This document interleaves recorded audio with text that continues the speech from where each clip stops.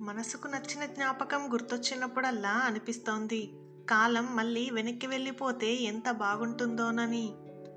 నువ్వు నిలబడి ఆలోచిస్తే అద్భుతాలు జరగవు. నిరంతరం శ్రమిస్తేనే విజయం నిన్ను వరిస్తుంది. వ్యక్తిని చూడండి, అందాన్నో అవిటితనాన్నో కాదు. మనిషిలోని కలకు ఏదీ అడ్డు కాదు.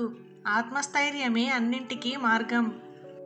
జీవితంలో ఏ కష్టాలను ఇవ్వొద్దు అని ప్రార్థించకు. ఏ కష్టాన్నైనా ఎదుర్కొనే శక్తి కావాలని ప్రార్థించు. పని మొదలు పెడితే ఆపవద్దు, వదిలిపెట్టొద్దు. ఫలితం గురించి ఆలోచించకుండా పని పూర్తి చేయడమే మనిషి పని.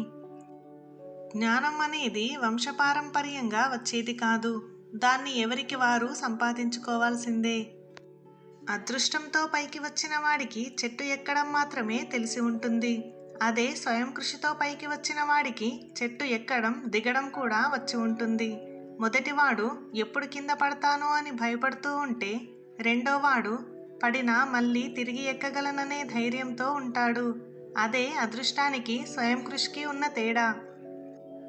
ఇడ్లీ పిండి ఇడ్లీగా మారాలంటే తనతో కలిసిన నీటిని విరిగా బయటకు వదిలేయాలి. జీవితం కూడా అంతే. నువ్వు మంచివాడివి అవ్వాలంటే నీలో ఉన్న చెడును వదిలేయాలి. ఒక నేత పుడితే 100 మందిని పాలిస్తాడు. ఒక నియంత పుడితే 100 మందిని శాసిస్తాడు. అదే ఒక రైతు పుడితే 100 మందిని పోషిస్తాడు. ఓ మనిషి, నీ అందాన్ని, నీ ఐశ్వర్యాన్ని చూసుకొని మిడిసిపడకు. పుట్టేటప్పుడు ఏమీ తీసుకురావు, తిరిగి వెళ్ళేటప్పుడు ఏమీ తీసుకెళ్ళలేవు.